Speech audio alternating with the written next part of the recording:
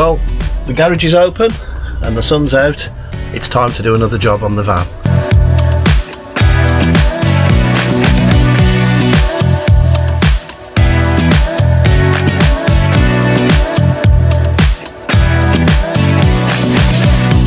So today I'm going to be doing the electronic console that's going to be next to our sink, that's going to house all of our displays and a socket outlet and some USB sockets.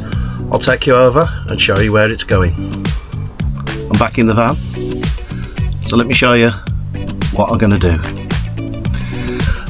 I'm just going to spin you around there. So at the moment we've just got a flying lead with a trailing socket on there, so that's obviously going to be housed in a proper normal socket outlet. So what we're going to do is build out a console that's going to look something like that, but to do that I'm going to need to scribe. I think I'm going to use some 18mm ply to scribe all the way up there to take in that cable there to hide that cable. Okay, so I'm going to make a pattern, I think, and then I will cut it out of 18mm ply, and once I've done that I'll make the front plate and then we can carpet it. Okay, so we've got some of the side of the electrical console. I'll just show you, spin you around, and then you can have a look. So it's a little bit difficult. The straight bit's okay. It is screwed into the channel there, but I was very careful not to go through the metal very far, so I put a depth stop on the drill, and then it goes up to the top there, as you can see, and it just goes around that cable. So it's not going to be straight all the way up, so it does go at an angle there, but we're thinking of doing the same thing over there, so it will match.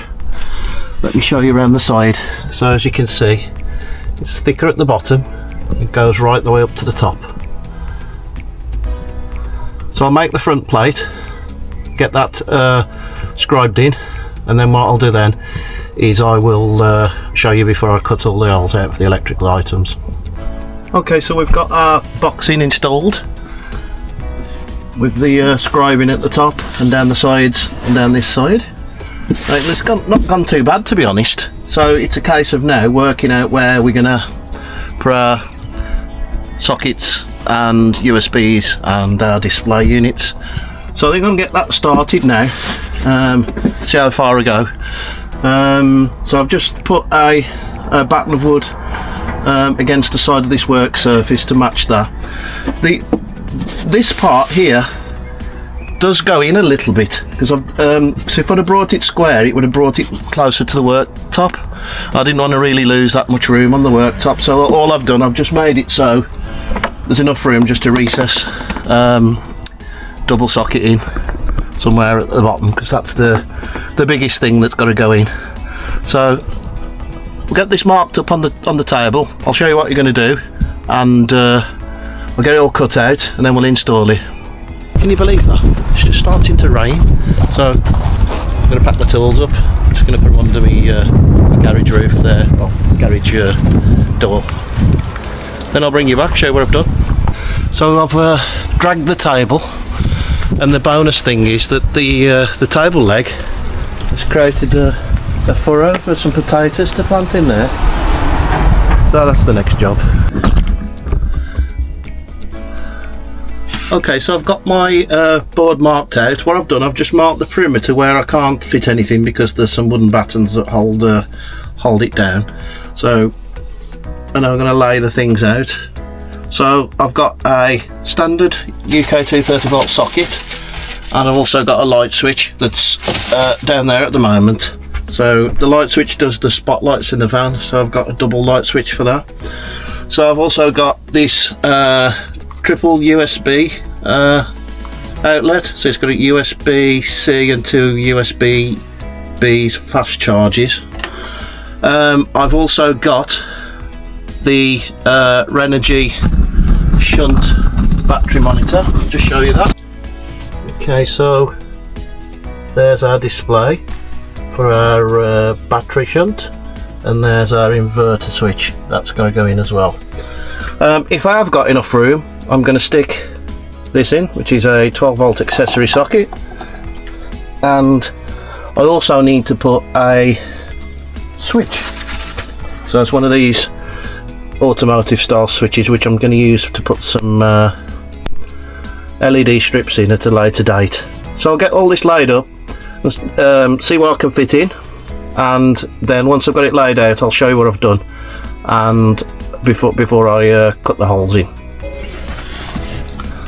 Okay, I think I've managed to get everything on, so I'll just take you through. So working from the bottom up to the top, the hole I've already got cut out there at the bottom, that's for the double socket.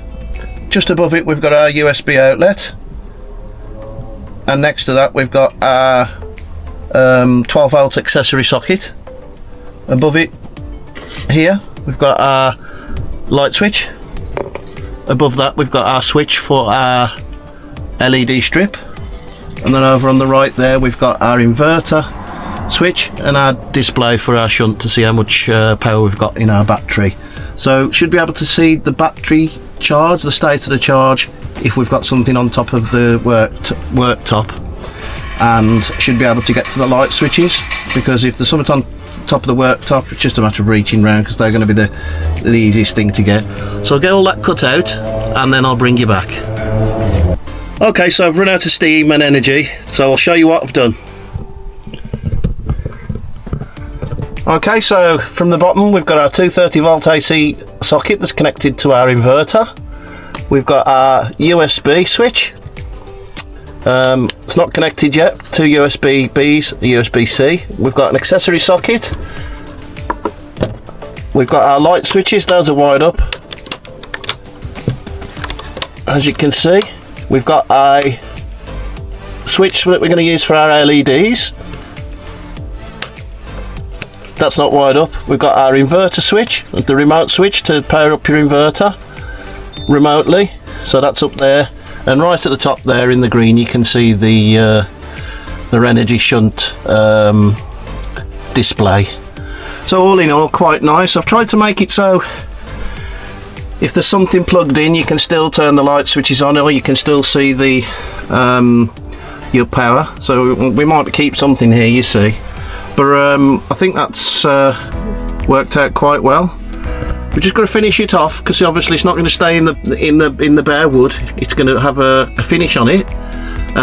So main thing is everything fits. Took a lot of measuring, thinking, jigsawing, and then measuring again and jigsawing again. So that's it for now.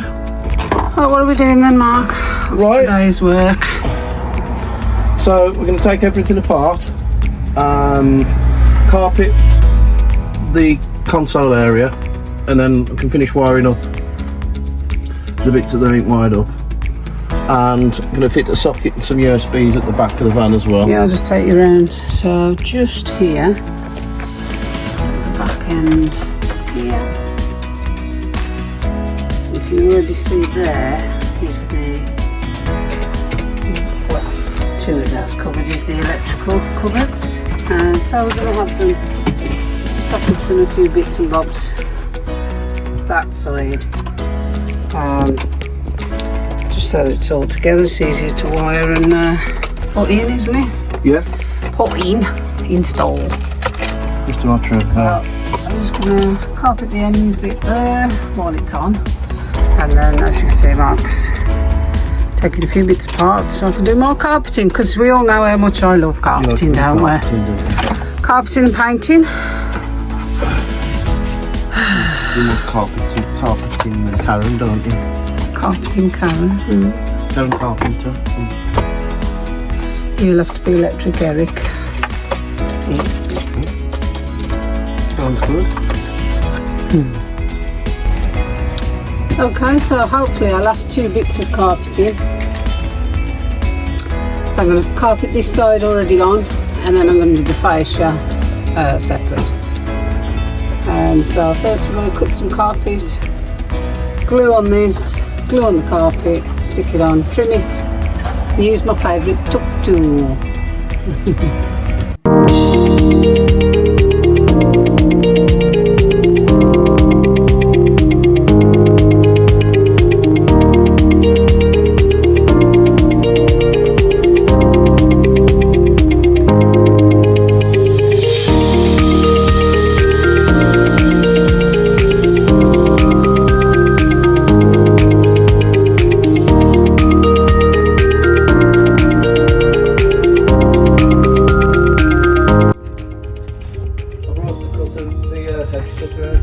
Okay, great. More jobs. Okay, so I need to just go find a piece of cardboard or something just to cover while I spray, so there's no overspray on the existing carpet. Right then, let's get sticking.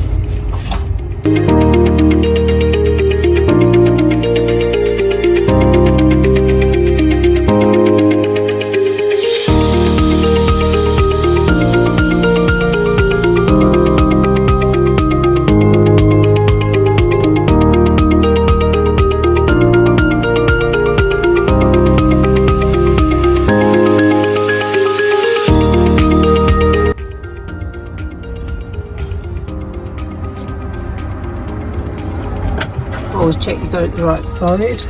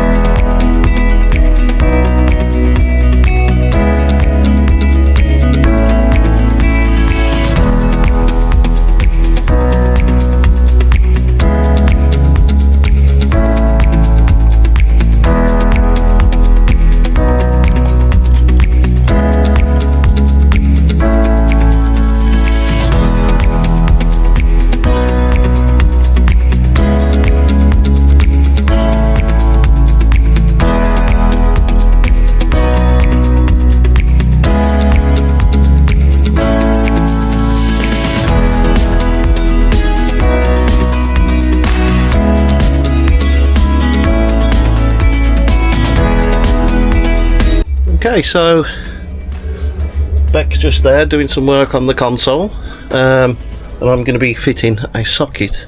I'll drop you down so you can see a bit better. Just on the back side of this cupboard here, so I'm going to be putting a USB charger, I think an accessory socket, 12 volt accessory socket, and a USB fast chargers in there, I think. So that'll be really useful for when we are parked up and we've got the doors open, or we want to inflate a supboard or something like that. So I'll get that cut out, get the socket mounted, and then I'll bring you back.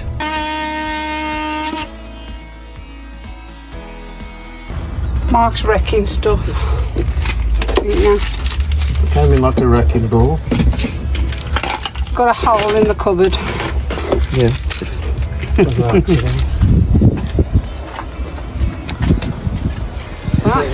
put a socket in there. Fettle it up a bit, then. Got to fettle it. Bit of fettling. I'll leave you to your fettling. I'll carry on with my carpeting.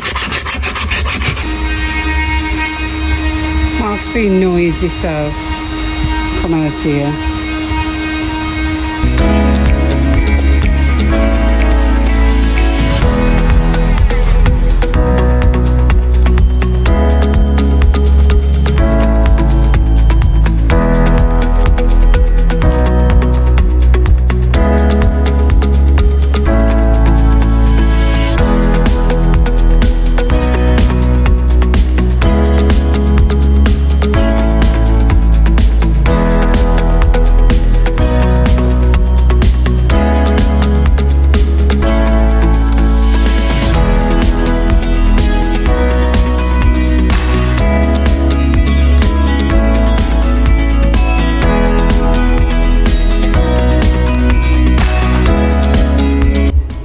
Okay, let me just bring you in. So we've got our box there, if you can see, with the cables ready to make off. We've got our socket there, standard UK socket. Just show you around the back. So you can see we've got the cable gland here. Get you in a bit closer. And this is Arctic cable. There's 2.5mm that I'm using. You could probably go lower, but I've got 2.5, so that's what I'm using. Okay, so what I've done, I've put some, these are called bootlace ferrules or bootlace crimps, just on the end of the cables. Because it's stranded, it's good practice to use those on the end of the cables. So when you connect them up, because there are screw threads there, some of the strands will get cut. Well, the bootlace ferrules keep all the strands together. So hopefully you should get a good connection. Okay, so what I'm trying to achieve is that there shouldn't be any way of getting your fingers into the back of this socket. So you should always follow electrical regulations BS7671 when you do your own camper van. So if you're not sure about that, always ask somebody who does. So I'm going to get this socket fitted and put the faceplate on, and that should all be done. Okay, so the socket's fixed in position, so just put the faceplate on, because it is not a standard one, it's a decorative socket, this one is. So it looks quite nice, and I'll show you around the back. So it's important that you shouldn't be able to put your fingers anywhere near, because we are dealing with 230 volts AC there. So if you're not sure, speak to an electrician, and all of this work should be conforming to BS7671 in the UK, or if you're abroad, whatever regulations you've got there, just to make sure it's safe. Then you don't have things like fires or people having electric shock. Okay, so that's installed, all done. So the what was it called? Control panel or something? Console. Oh, the console, electrical console. That's been carpeted. The side bit's been carpeted. So it's ready to see if the things will fit in the holes. That'd be good, wouldn't it? Quite difficult task. Oh.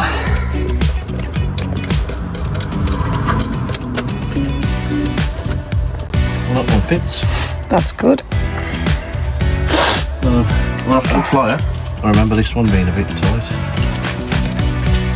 But that one fits as well. Should we get the screws in as well? As well. Just be careful, because the screws are come through.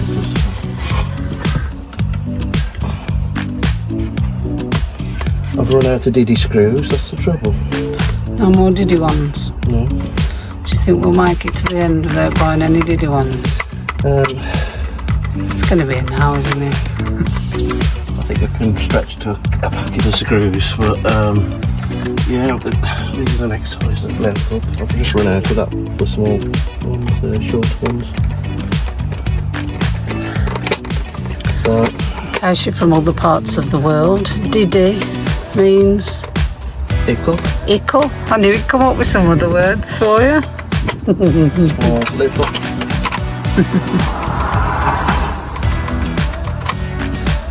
He comes from Liverpool, I think. Ken Dodd with a Diddy one, wasn't he? Completely small there as well. I have no idea, sorry.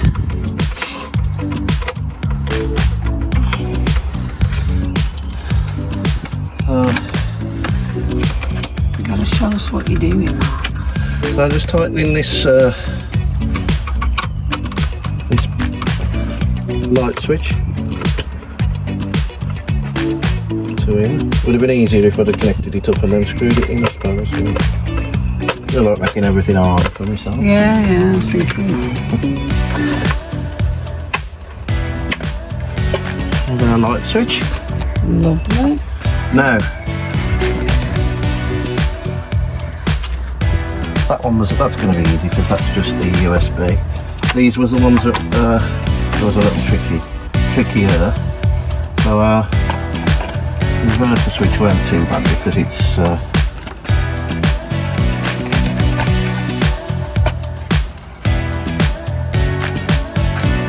just need to square that up before the main one. And then we've got our display. This was the tightest one, because it's Renogy have given us a tolerance of about 1 mil. If you cut it 1 mil bigger, but that's it. Oh, good.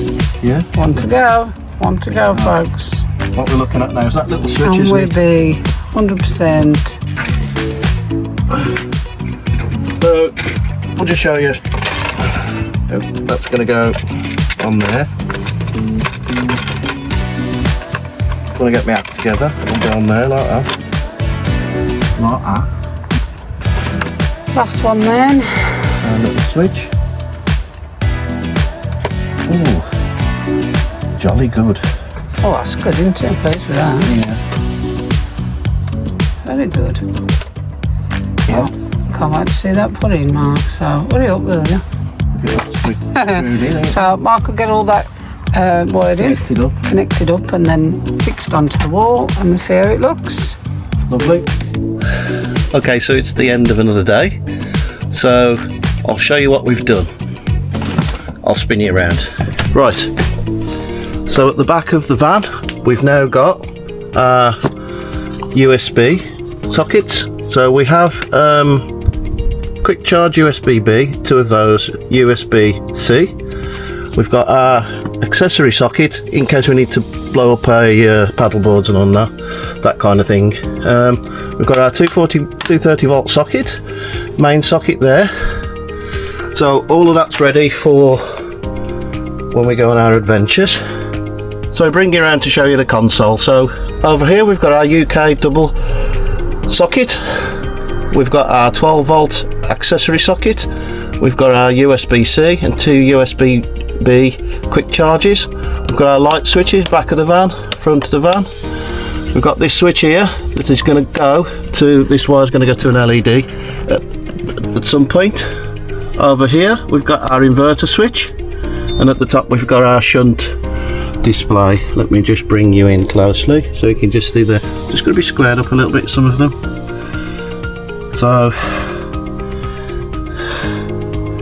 So that's it for another day, I think. It's gone dark. I think it's about 9:30. Well, that concludes the installation of our Campervan electrical system. You may be interested in our future electrical video, where we'll be taking you through step by step how to design and install your own system, what considerations you should have beforehand, and what you would expect from the installation once it's complete. We really hope you enjoyed this video, and if you did, don't forget to smash the like button. Why not consider subscribing? Thank you very much for watching, and until next time, bye.